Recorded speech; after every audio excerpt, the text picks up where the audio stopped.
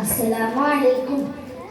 ബഹുമാനപ്പെട്ട ഉസ്താദുമാരെ, എൻ്റെ കൊച്ചു കഥ കേൾക്കാൻ വന്നിരിക്കുന്ന കൂട്ടുകാരെ, എൻ്റെ പ്രിയ മാതാപിതാക്കളെ, ഞാനിന്നിവിടെ നിങ്ങളുടെ മുമ്പിൽ ഒരു കൊച്ചു കഥ പറയാം.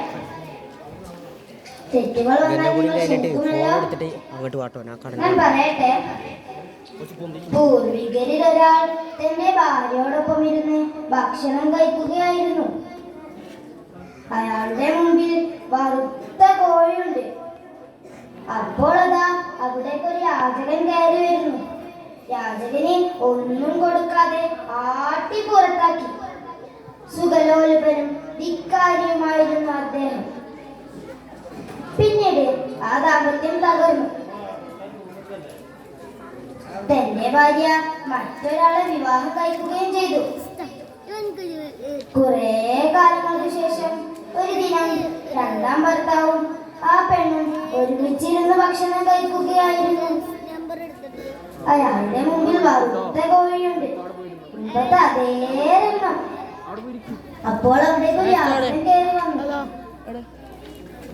രണ്ടാം ഭർത്താവ് ഭാര്യയോട് ആ ഇറച്ചി മാംസമെടുത്ത് അയാൾക്ക് കൊടുക്കൂ എന്ന് പറഞ്ഞു. അവൾ അപ്രകാരം യാചകനെ സമീപിച്ചപ്പോൾ അവൾ ഞെട്ടിപ്പോയി. അത് അവളുടെ മുൻ ഭർത്താവായിരുന്നു. ഇക്കാര്യം രണ്ടാം ഭർത്താവിനെ അറിയിച്ചപ്പോൾ രണ്ടാം ഭർത്താവ് പറഞ്ഞു, അന്ന് ആട്ടി പുറത്താക്കിയ യാചകൻ ഞാനായിരുന്നു. അയാളുടെ അന്നത്തെ ധിക്കാരം കൊണ്ടാണ് ഇതൊക്കെ സംഭവിക്കാൻ കാരണം.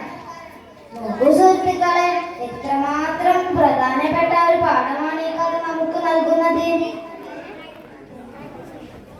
നമ്മിലേക്ക് കൈനീട്ടുന്ന ഒരാളെയും നാം അടക്കരുത്. ഒരാളുടെ മനസ്സിനെയും നാം വേദനിപ്പിക്കരുത്. നിങ്ങൾ ഭൂമിയിലുള്ളവരോട് കരുണ കാണിക്കൂ, എന്നാലേ അല്ലാഹു തആല നിങ്ങളോട് കരുണ കാണിക്കുകയുള്ളൂ. അയൽവാസി പട്ടിണി കിടക്കുമ്പോൾ സ്വന്തം വയറ് നിറച്ചു ഉണ്ണുന്നവൻ നമ്മിൽ പെട്ടവനല്ല എന്ന് പറഞ്ഞ മുത്തുനബിയുടെ ഈ ജന്മദിനാഘോഷത്തിൽ നിങ്ങളിൽ ഈ കഥ ഒരു പാഠമാവട്ടെ എന്ന് പ്രാർത്ഥിച്ചുകൊണ്ട് ഞാൻ എൻ്റെ കൊച്ചു കഥ ഇവിടെ അവസാനിപ്പിക്കുന്നു. അസ്സലാമു അലൈക്കും.